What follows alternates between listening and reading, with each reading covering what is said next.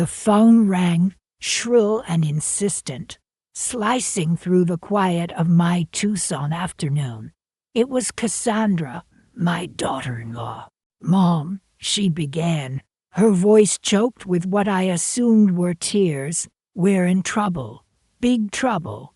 My heart sank. Cassandra rarely called, and when she did, it was usually about her and Marcus's latest venture, a new restaurant idea, a tech startup, an import business. None of them had panned out, unfortunately. "What's wrong, dear?" I asked, already bracing myself. It's Julian," she sobbed. He gambled away our savings." My hand tightened on the phone. "Julian, my grandson, a sweet boy, though perhaps a bit too easily swayed." "Oh, Cassandra, how much?" I asked, dread pooling in my stomach. "Everything, Mom," she whispered. And he took out a loan against the house. We're going to lose everything. They're going to foreclose." I closed my eyes, picturing their little bungalow, the swing set in the backyard where Julian spent hours playing. "How much is the loan?" I asked, my voice barely a whisper. 60,000, she choked out. "And they want it by the end of the month." The end of the month. That was barely 2 weeks away. $60,000. It was most of what I had left after my husband, George, passed. Money I'd been carefully saving for my retirement, for a few comfortable years in my little house. Maybe a trip to see the Grand Canyon I'd always dreamed of. "Mom," Cassandra said, her voice breaking, "I know this is a lot to ask, but can you help us? We have nowhere else to turn. We'll lose everything." "Julian will heal." Her voice trailed off into sobs. I sat there stunned, the weight of her words pressing down on me. $60,000. It was a staggering sum, but the thought of my grandson, of Cassandra and Marcus losing their home, of them being out on the street, I couldn't bear it. "Cassandra," I said, my voice shaking slightly, "let me see what I can do. Don't worry. We'll figure something out." I hung up the phone, my mind racing. $60,000. It would wipe out my savings, leave me with barely enough to scrape by. But what choice did I have? Family was family. I couldn't let them down. I spent the rest of the day in a daze, calling my bank, arranging the transfer, the reality of what I was doing slowly sinking in. This was it. My nest egg gone. My dreams of a peaceful retirement, of seeing the Grand Canyon fading away. But I pushed the thoughts aside. I was doing this for my family, for Cassandra, for Marcus, for Julian. They needed me, and I wouldn't let them down. I called Cassandra back later that evening, my voice trembling slightly as I told her I'd wired the money. "Oh, Mom," she cried, relief flooding her voice. "You're a lifesaver. You don't know how much this means to us. We'll pay you back, I promise. Every penny." I managed a weak smile, though I knew in my heart that I'd likely never see that money again. "It's okay, dear," I said. "Just take care of yourselves. That's all that matters." I hung up the phone, a strange mix of relief and unease washing over me. I'd done what I thought was right, but a nagging doubt lingered in the back of my mind, a whisper that perhaps things weren't as they seemed, a feeling that I would come to regret this decision, a premonition that this was only the beginning. The air conditioning blasted a frigid welcome as I stepped into Cassandra and Marcus's McMansion. Phoenix sun beat down outside, but inside, It felt like an icebox. Mom, you're a lifesaver. Cassandra rushed to embrace me, her designer sunglasses perched atop her perfectly coiffed hair. We can't thank you enough. Marcus, trailing behind her, echoed the sentiment. Yeah, Mom, this is huge. You're saving our bacon. He clapped me awkwardly on the shoulder. I handed Cassandra the cashier's check, the stark white rectangle a stark contrast against her tan skin. $60,000. It was most of my savings, a nest egg I'd carefully built over the years. They'd told me it was for emergency home repairs, a critical foundation issue that threatened to make their house uninhabitable. Cassandra had sobbed on the phone, describing cracked walls and ominous creaking sounds. The inspector said it's urgent. Mom, she'd pleaded. We could lose everything. My heart ached for them. I couldn't bear the thought of my son and his family losing their home. I'm just glad I could help, I told them, trying to ignore the small, nagging voice in the back of my mind. Something felt off. Their desperation on the phone had felt performative. Now, standing in their immaculate living room, surrounded by gleaming new furniture, that feeling intensified. So, when are the repairs scheduled to begin? I asked casually, my eyes scanning the flawless walls. Cassandra waved a dismissive hand. Oh, they're pushing it back a bit, she said vaguely. Some supply chain issues, apparently. Marcus nodded in agreement. Yeah, it's a nightmare getting anything done these days. He steered me towards the plush sofas. Come on, Mom, sit down. Let us get you a drink. What can we get you? We've got everything. His tone was overly cheerful, almost manic. I settled onto the sofa, the soft leather a stark contrast to the hard knot forming in my stomach. Just water, please, I replied, as they fussed over me offering iced tea and gourmet cookies. I couldn't shake the feeling of unease. The house showed no signs of distress, no cracks, no creaking. Everything looked brand new, almost too new. Did you at least get a second opinion on the foundation? I asked, trying to keep my voice neutral. Cassandra's smile faltered for a split second. Oh, Mom, we trust the first guy.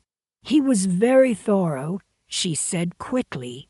Marcus, returning with a glass of water, chimed in. Yeah, no need to waste money on another inspection. He handed me the water, his hand trembling slightly. I took a sip, my mind racing. Something was definitely wrong. The extravagance surrounding me clashed jarringly with the desperate plea for help I'd received just days earlier. This new furniture is lovely, I commented, gesturing towards the sleek, modern pieces. It must have cost a fortune. Cassandra shrugged, a flicker of unease in her eyes. Oh, this old thing. We got it on sale, she said dismissively. You wouldn't believe the deal we got. Marcus mumbled something about clearance items and close-outs, but the more they tried to downplay their recent acquisitions, the more suspicious I became. The expensive rug beneath my feet, the state-of-the-art television dominating one wall, the gleaming stainless steel appliances in the kitchen, none of it screamed financial ruin. My gaze drifted to the backyard, visible through the sliding glass doors. A brand-new, sparkling swimming pool glistened in the afternoon sun. I hadn't noticed it when I arrived. And the pool? I asked, my voice barely above a whisper. Is that new? Cassandra and Marcus exchanged a quick, nervous glance. It was a gift, Cassandra stammered, from Julian's parents. Julian, her perfect, wealthy fiancé, the one they constantly bragged about. The pieces were starting to fall into place. The urgent plea for money, the missing cracks, the extravagant purchases. It was all a lie. They hadn't needed the money for home repairs. They'd used me. A wave of anger washed over me, hot and stinging. I felt betrayed, foolish, and utterly humiliated. But beneath the anger, a new resolve began to harden. I wouldn't let them get away with this. I would expose their lies, and I would make them pay for what they had done. I finished my water, placing the glass on the pristine coffee table. Well, I said, forcing a smile, it's wonderful that you're getting back on your feet. So glad I could help. My voice dripped with a sweetness that masked the bitter taste of betrayal in my mouth. I rose to leave, my mind already churning with a plan. I should be going, I said, turning towards the door. Give my love to Julian. As I walked out, I caught a glimpse of their faces, a mixture of relief and unease. They had no idea what was coming. 2 weeks later, the silence in my Tucson home was deafening. It wasn't the quiet of a peaceful afternoon, but the heavy, hollow quiet of betrayal. I sat in my worn armchair, the one Marcus used to love as a child, scrolling through my phone. I wasn't much for social media, but my neighbor, Betty, had shown me how to use Instagram. It's a good way to keep up with family, she'd said. Little did I know, it would be the way I'd discover just how badly my own family had deceived me. My thumb stopped. There, on Cassandra's profile, gleaming under the Arizona sun, was a brand new Mercedes SUV, a metallic blue ribbon tied across its hood. The caption read, "Celebrating our new baby. Thanks, Julian, for making my dreams come true." A wave of nausea washed over me. A new baby. They hadn't said a word to me, but that wasn't what truly stole my breath. It was the blatant, unapologetic display of wealth bought with my life savings. The $60,000 I had scraped together, every penny I'd carefully saved for my retirement, was supposed to be for their crumbling business, an overdue mortgage. We're facing foreclosure. Mom, Marcus, had pleaded over the phone. We'll lose everything. Cassandra's voice, choked with manufactured sobs, had echoed in the background. Please, Dolores, we're desperate. Now, looking at that gleaming SUV, I understood. Desperate for a luxury car. Desperate to maintain their facade of success. My hands trembled. $60,000.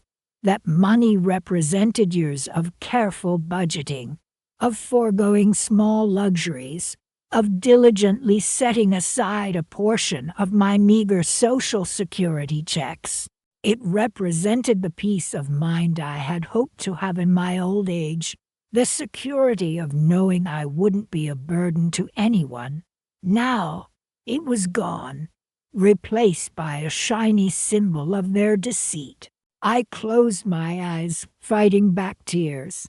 I thought of the small, cracked tiles in my bathroom, the ones I'd been meaning to replace for years. I thought of the leaky faucet in the kitchen, the drip, drip, drip, a constant reminder of my dwindling funds. I could have used that money to make my own life a little easier, a little more comfortable.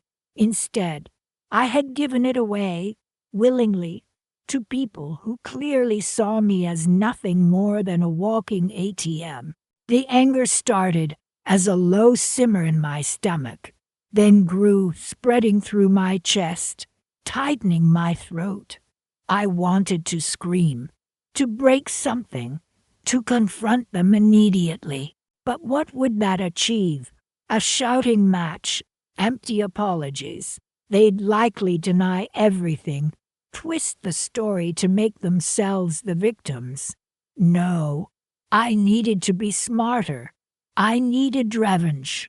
A plan began to form, the seed of an idea taking root in the fertile ground of my resentment. I wouldn't let them get away with this. They had underestimated me, dismissed me as a naive old woman. They'd learn. I picked up my phone again, this time opening my contacts. I scrolled until I found the name I was looking for. David, my late husband's brother, a retired lawyer with a sharp mind and an even sharper tongue. David, I said when he answered, my voice surprisingly steady. I need your help. He chuckled. What kind of trouble are you in? Dolores. I took a deep breath. It's not me, David. It's my son and his wife. They've taken advantage of me. I recounted the entire story, from the frantic phone call to the Instagram post. David listened patiently, his silence punctuated by the occasional HMM or IC. When I finished, he was quiet for a moment. Then he said, Dolores, this sounds serious. Tell me, do you have any documentation of these transactions? Any proof of their lies? I hesitated. Proof? I had my bank statements showing the large withdrawal, but that wouldn't prove their deception, only my foolish generosity. Not exactly, I admitted, but I know what they did. I know they lied. David's voice softened. I understand, Dolores, but in cases like this, evidence is crucial. We need something concrete to expose them. I closed my eyes, despair threatening to overwhelm me. Was I truly powerless? Was there nothing I could do? Then I remembered something. Something Cassandra had said during that tearful phone call. Something about a lavish vacation they'd planned, one they'd now have to cancel because of their financial crisis. They mentioned canceling a trip, I said slowly, a flicker of hope igniting within me. A cruise, I think, to Alaska. A cruise, David mused.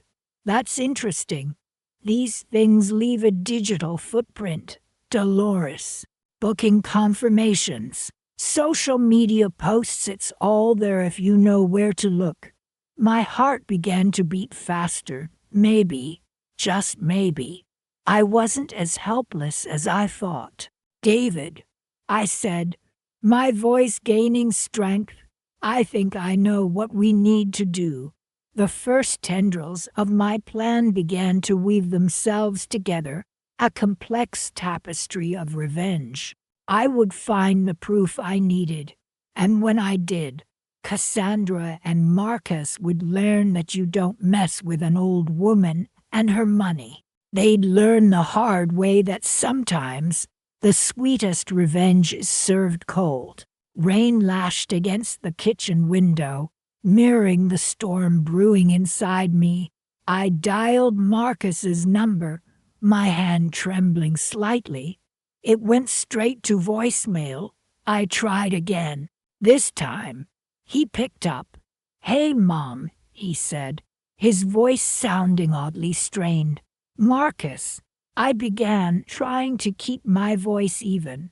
I saw a new car parked in your driveway this afternoon, a rather expensive-looking one. Silence hung in the air for a beat, heavy and suffocating. Oh, that, he stammered. A friend's, just borrowing it for a few days. My heart sank. A friend, borrowing it. The lies were already tumbling out, so effortlessly, so practiced. Really? I asked. my voice laced with a quiet disbelief I couldn't quite mask. Because the license plate is registered to you, Marcus. Another pause.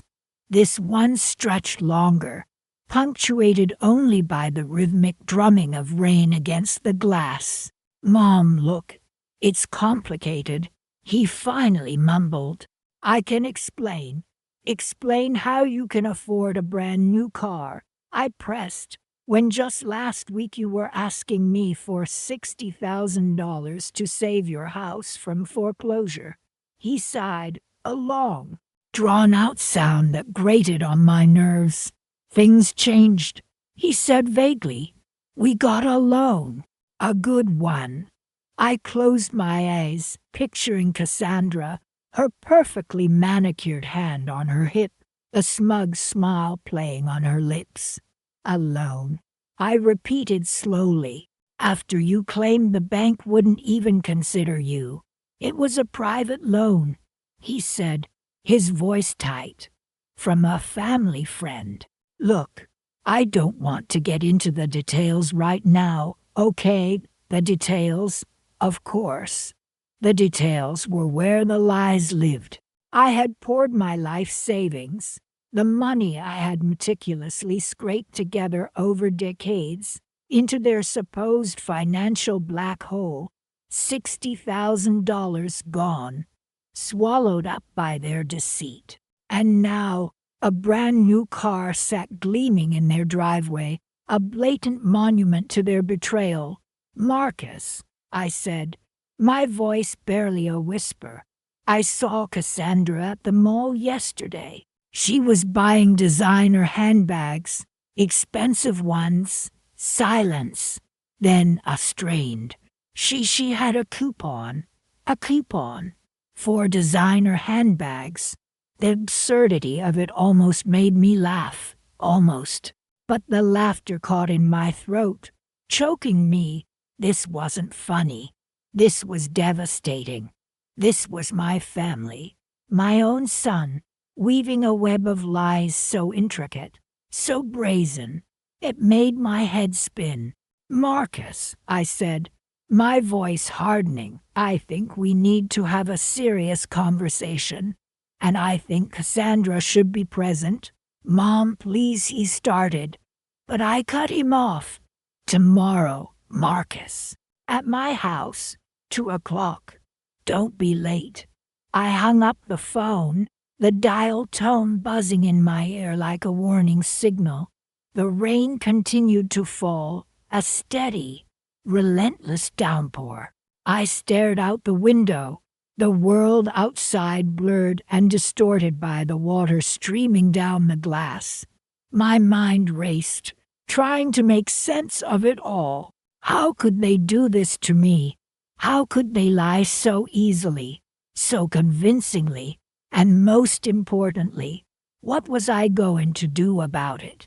The thought of confronting them both, of laying bare their deceit, filled me with a mixture of dread and a strange, simmering anger, an anger I hadn't realized I was capable of. But beneath the anger, something else was stirring, a quiet resolve, a determination to reclaim what was mine, not just the money, but something more profound, something they had stolen without even realizing it. My trust, my faith in them. And as the rain continued to fall, I knew with a chilling certainty that I wouldn't rest until they understood the true cost of their betrayal. I had to find a way to make them see, to make them feel the same pain they had inflicted on me. And as I stood there, staring out at the storm, a plan began to form in my mind. A plan for revenge. A plan that would leave them as exposed and vulnerable as they had left me. A plan that would begin tomorrow, at 2:00 sharp. Rain lashed against the windows of my Tucson home, mirroring the storm raging inside me. 1 month since I'd emptied my savings account, handing over nearly everything I had to Marcus and Cassandra. It's for the best, Mom, Marcus had said, his hand gripping mine, a look of earnest desperation in his eyes.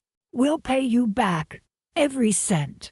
Cassandra had echoed the sentiment, her voice thick with what I'd foolishly believed was gratitude. Now, the rain seemed to mock my naivete. I picked up my phone, scrolling through Facebook, trying to distract myself. That's when I saw it. Tyler, a distant nephew I barely knew, had posted a picture on Instagram.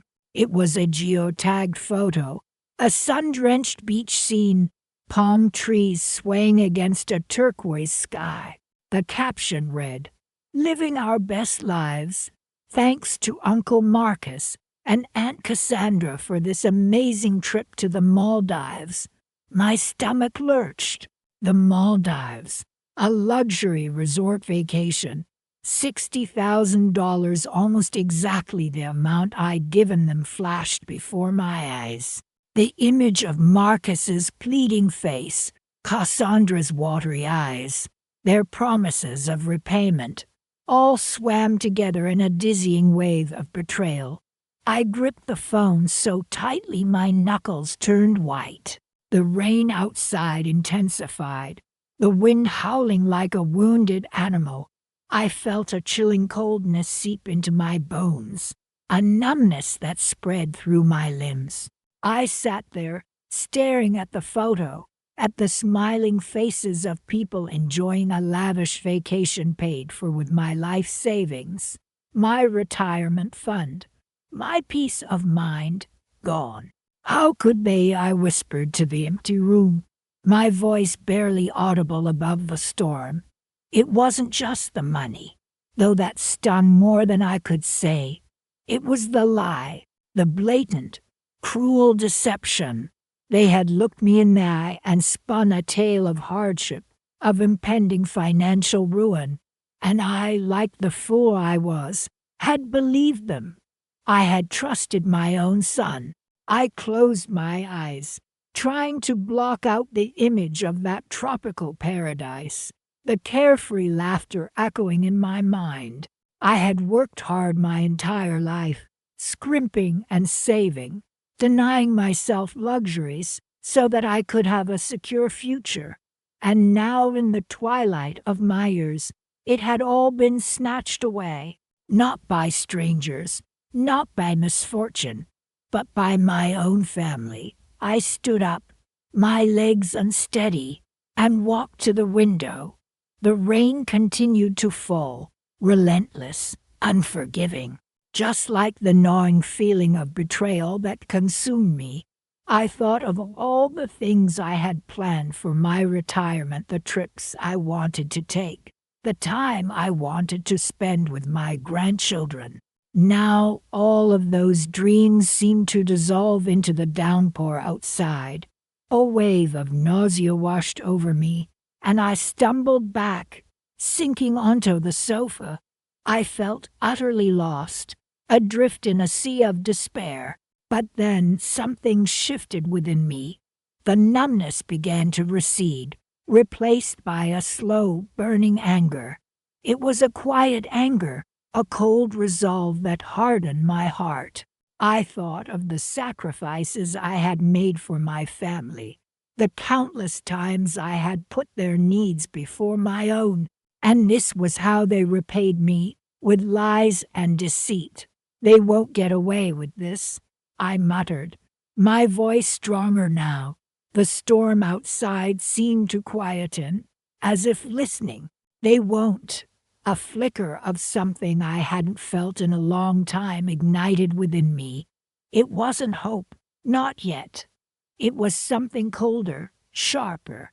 It was the beginning of a plan to reclaim what was mine, a plan to make them pay for what they had done.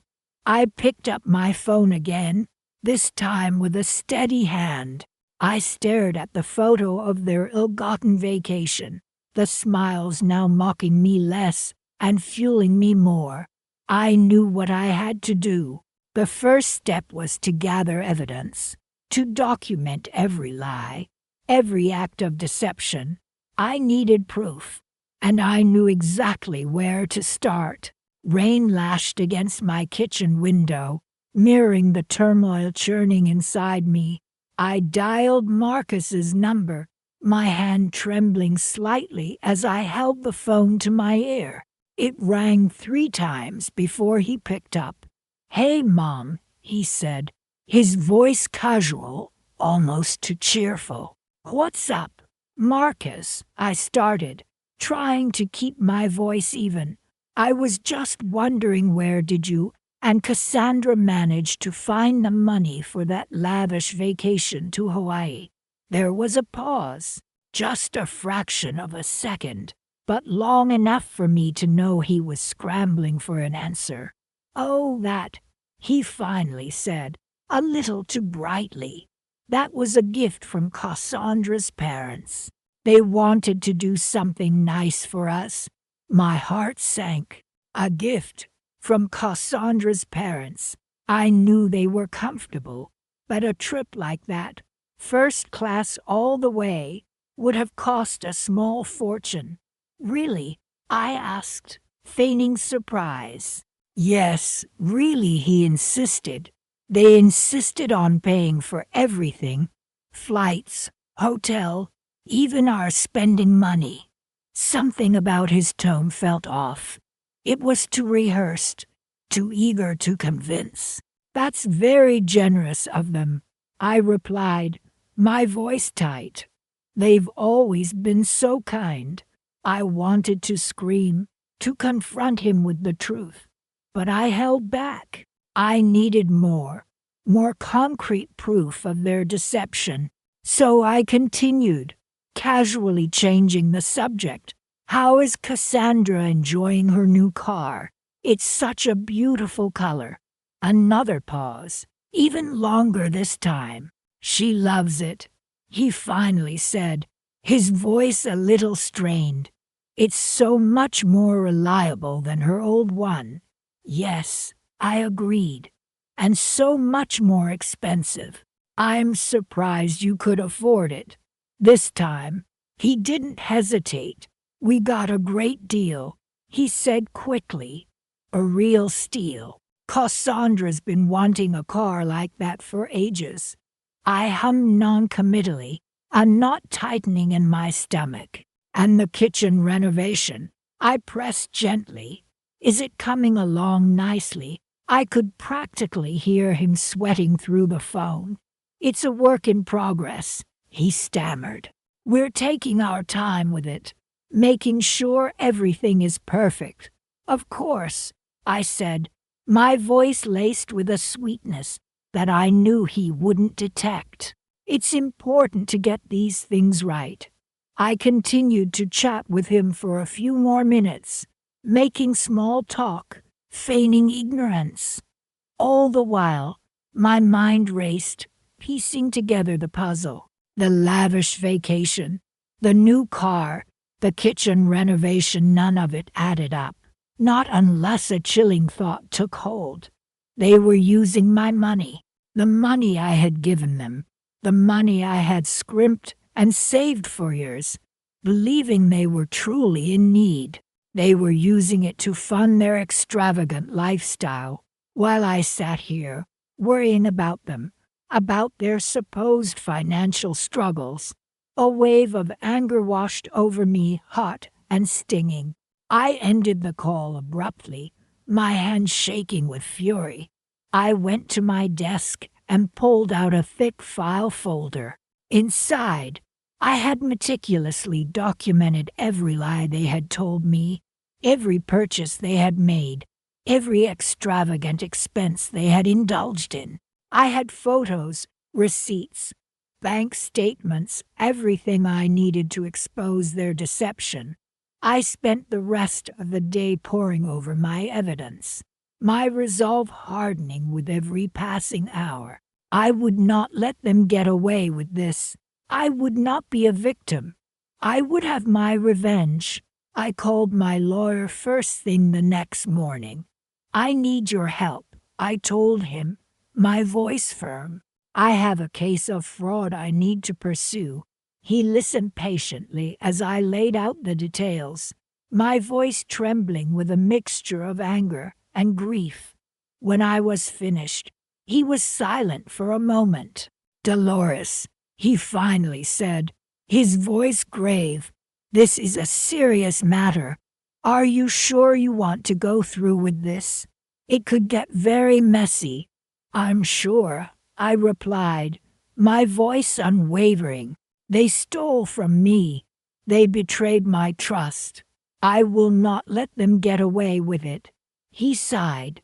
Very well, he said. I'll do everything I can to help you. I hung up the phone, a small, grim smile playing on my lips. The game was on. Rain lashed against the windows of my Tucson home, mirroring the storm brewing inside me. I sat hunched over my laptop, the glow of the screen illuminating the deep lines etched into my face. Scrolling through Facebook, I stopped dead. There it was, staring back at me, a picture of Cassandra beaming in her newly renovated kitchen.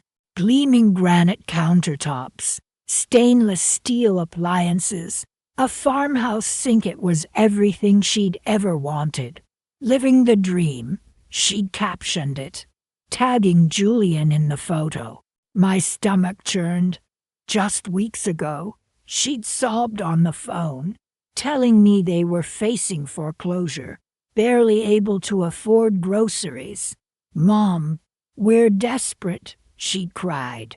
We need $60,000 to save our house. $60,000, nearly all my savings. A lifetime of careful budgeting and scrimping. I'd given it to them without hesitation, trusting my son and his wife. Now this. I clicked on Julian's profile. There, amidst photos of him posing with Cassandra in front of their dream kitchen, were pictures of their recent trip to Hawaii. Palm trees, turquoise waters, cocktails adorned with tiny umbrellas. The images mocked my sacrifice. Enjoying paradise. He'd written under one, a geotagged location confirming it was a 5-star resort. The lie was so brazen, so casually displayed, that it took my breath away. The phone rang, startling me. It was Marcus. "Hi, Mom. Just checking in," he said, his voice overly cheerful. "Everything okay?" "Just fine, dear," I replied, my voice steady despite the turmoil within. "How's Cassandra?" He chuckled. "She's great. Loving the new kitchen. You should see it, Mom. It's amazing what a little renovation can do." His words were like a knife twisting in my gut. "Yes, amazing," I echoed, fighting to keep the bitterness out of my voice. "You both seem to be doing wonderfully." He hesitated. "Well, yeah. Things are finally looking up." My grip tightened on the mouse. "That's good to hear, Marcus. I'm so glad things are working out for you both." We exchanged a few more pleasantries. Then I hung up, the silence of the room amplifying the roaring in my ears. I rose from my chair and walked to the window, the rain still coming down in sheets. I watched the water cascade down the glass, each drop a tiny reflection of my own tears, the ones I refused to shed. I wouldn't give them the satisfaction. No, I would not let them get away with this. I returned to the computer, my fingers hovering over the keyboard. I opened a new document and began to type. Meticulously, I documented every lie, every deceitful act, every extravagant purchase they'd made with my money. Screenshots of Facebook posts, copies of bank statements, photographs I'd subtly taken during my visits. I compiled it all, a growing testament to their betrayal. I worked late into the night, the rain finally ceasing as dawn approached. The rising sun cast long shadows across the room, illuminating the stacks of papers surrounding me. I felt a sense of calm resolve settling over me, replacing the initial shock and anger. I had a plan. It wouldn't bring back my money, but it would expose their deceit and ensure they wouldn't be able to deceive anyone else. The phone rang again. This time it was Cassandra. "Hi, Mom," she chirped. "Julian and I were thinking, maybe you could come visit next weekend. We'd love to show you the new kitchen." A chilling smile touched my lips. "That's very kind of you, Cassandra," I replied sweetly. "I would love to." I had a feeling this visit would be far more revealing than they anticipated. They thought they had fooled me, taken advantage of my generosity. They had no idea what was coming. They thought they were living the dream.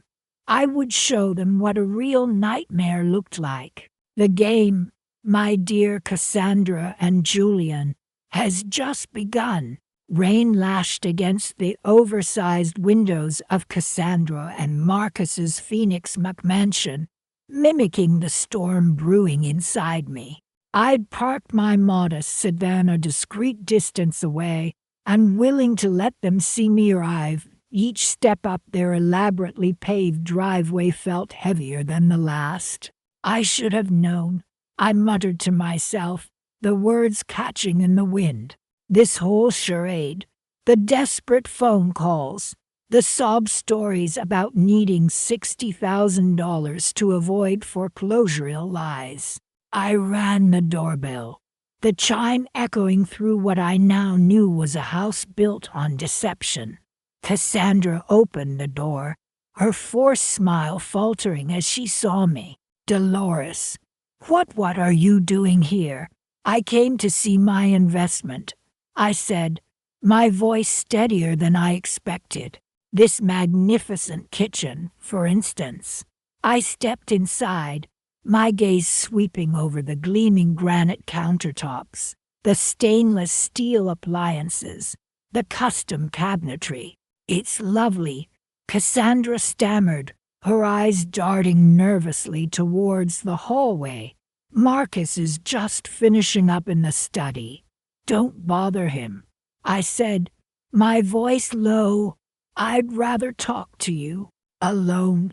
Cassandra's face paled, but she closed the door behind me. "Is something wrong?" she asked, her voice barely above a whisper. I turned to face her, holding her gaze. "You tell me, Cassandra.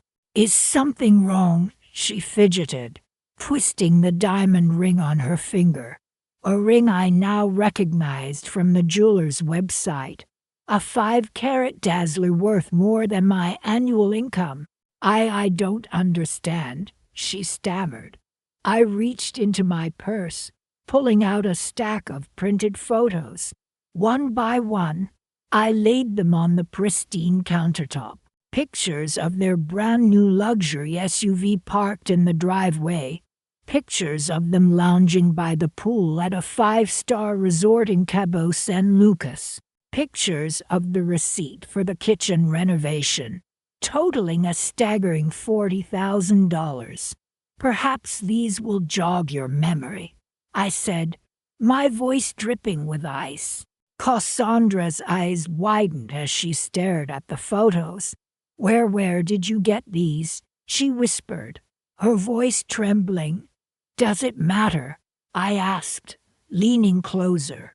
"What matters is that you and Marcus took $60,000 from me, money I scraped together over a lifetime, money you claimed you needed to save your home." My voice cracked slightly. "You lied to me, Cassandra. You stole from me." Tears welled up in Cassandra's eyes. We can explain," she sobbed. "We were going to pay you back. I swear." "Explain what, Cassandra?" I asked, my voice rising. Explain how you could look me in the eye week after week and spin your web of lies. Explain how you could spend my life savings on lavish vacations and luxury cars while pretending to be on the brink of ruin. It wasn't like that, she cried, her voice rising in panic. We really were struggling. The business wasn't doing well, and we had bills piling up. Her voice trailed off as I held up a photo of Marcus posing next to their new SUV, a smug grin plastered across his face. This doesn't look like struggling to me, I said, my voice cold. This looks like celebrating. Celebrating your successful con. Cassandra's face crumpled. She sank onto one of the bar stools, burying her face in her hands. I'm so sorry, she sobbed. We were wrong, I know. Please, Dolores, forgive us.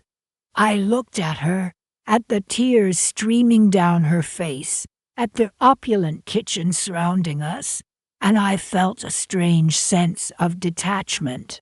This wasn't the daughter-in-law I thought I knew. This was a stranger, a manipulator, a thief. Forgiveness is a precious thing.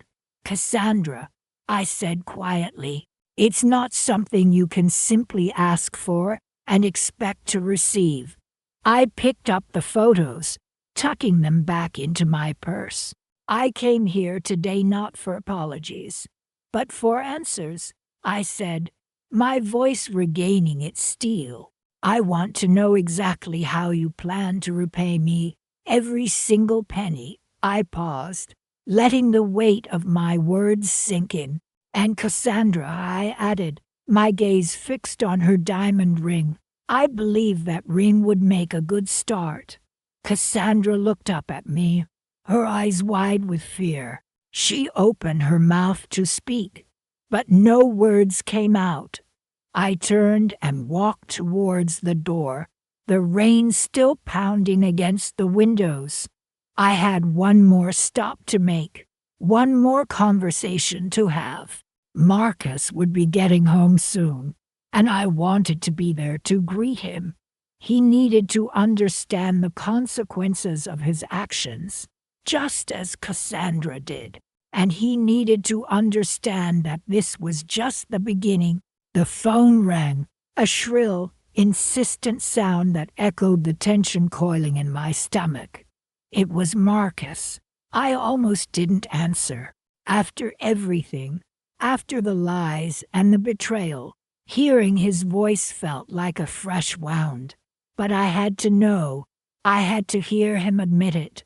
Marcus, I said, my voice surprisingly steady. We need to talk. There was a pause, a shuffling sound on the other end of the line. Mom, he began, his voice tight. I know you're upset.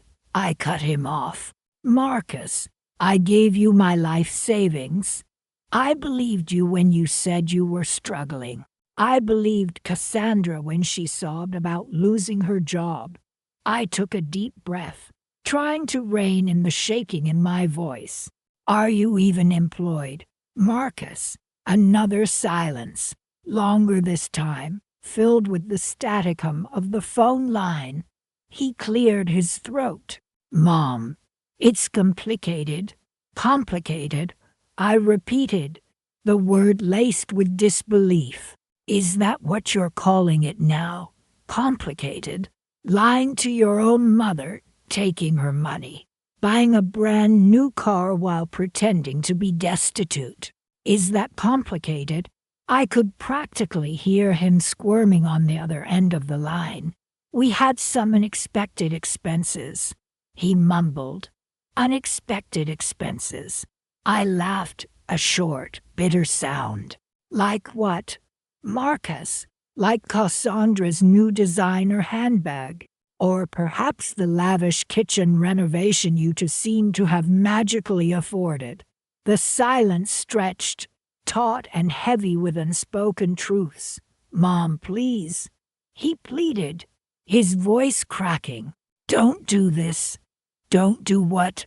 Marcus, I asked, my voice low and dangerous. Don't ask questions. Don't expect honesty from my own son. Don't wonder where my life savings disappeared to, he sighed, a long, weary sound. Look, I can explain what, I pressed. Explain how you and Cassandra concocted this elaborate lie. Explain how you looked me in the eye and begged for help, knowing full well you were spending my money on frivolous luxuries. He didn't answer. He couldn't. I saw the pictures. Marcus, I said quietly, the words hitting him like a physical blow. The pictures Julian sent me. From your vacation. The one you couldn't afford. The one you claimed you were too stressed to even think about. I could hear his sharp intake of breath. He knew. He knew I knew. Julian, he stammered. How did he? That's not important, Marcus. I interrupted, my voice cold and hard. What's important is that I know the truth. I know you lied. I know you and Cassandra used me. The silence returned, thicker and more oppressive than before. Finally he spoke, his voice barely a whisper. Mom, I'm sorry. Sorry doesn't bring back my money, Marcus, I said, my voice trembling with a mixture of anger and grief. Sorry doesn't undo the hurt.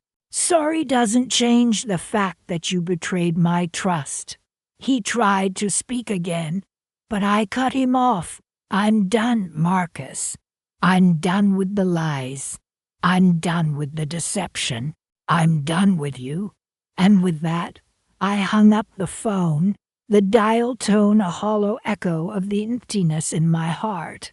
But even in that emptiness, a flicker of resolve began to burn. They may have taken my money, but they hadn't taken my spirit. They hadn't taken my dignity, and they certainly hadn't heard the last from me, not by a long shot. I looked at the documents spread out on my table, the bank statements, the credit card bills, the photographs, everything I needed to reclaim what was rightfully mine, and more, much more. They thought they had won. They thought they had gotten away with it. They were wrong. I picked up the phone again, this time dialing a different number, the number of a lawyer, a very good lawyer. Hello, Mr. Henderson, I said, my voice steady and clear. I have a rather interesting case I'd like to discuss with you. It involves fraud, deceit, and a considerable sum of money. I paused, a small smile playing on my lips. And I have all the evidence I need. He listened intently as I laid out the facts, the details of their deception unfolding like a meticulously crafted plot. When I finished, there was a moment of silence. Then Mr. Henderson chuckled, a low, rumbling sound. This, he said, is going to be very interesting indeed. I leaned back in my chair, the weight of the past few weeks finally beginning to lift. The fight wasn't over. It was just beginning, and this time, I was going to win. I was going to make sure they paid for what they had done. Every single penny. And the best part, the house they had so gleefully renovated with my money. The car they flaunted around town. All of it. Everything they thought they had gained was about to become mine. Their little vacation paradise, well, that was about to become my winter retreat. They thought they had outsmarted me. They had underestimated the quiet resolve of a wrong mother. They would soon learn their lesson, and it would be a lesson they would never forget. Tucson's dry heat pressed against the windows of my home, mirroring the tightness in my chest. I sat on the edge of my worn sofa, the floral pattern a stark contrast to the storm brewing inside me. How could they? I whispered to the empty room, clutching the photographs in my trembling hands. Pictures of Cassandra and Marcus beaming as they unloaded boxes from a brand new SUV. Boxes filled with designer clothes, not groceries, not baby supplies, as they'd claimed. They lied to my face, I said, my voice barely above a breath. They used me. The $60,000 I'd given them, my life savings, meant to rescue them from supposed financial ruin, had instead funded their lavish spending spree. A new car, a renovated kitchen, designer clothes, all while they pretended to struggle, accepting my meager home-cooked meals with feigned gratitude. They even had the nerve to criticize my old furniture. I murmured, my gaze drifting to the antique armchair Marcus had sneered at, calling it shabby. The armchair my late husband had cherished. A piece of our shared history they dismissed so easily. Shabby, I repeated, the word laced with a newfound bitterness. They'll see what shabby truly means. The anger, a slow burn that had begun as a flicker of disbelief, now roared through me, demanding action. I couldn't let them get away with this, not after the sacrifices I'd made, the worry I'd endured, believing their fabricated hardship. They had played me for a fool, but the game wasn't over, not yet. I stood up, my resolve hardening with each step. I walked to my desk, the one Marcus had called cluttered, filled with memories and mementos they couldn't comprehend. I opened the bottom drawer, retrieving a small, unassuming notebook. Within its pages, meticulously documented, was the truth.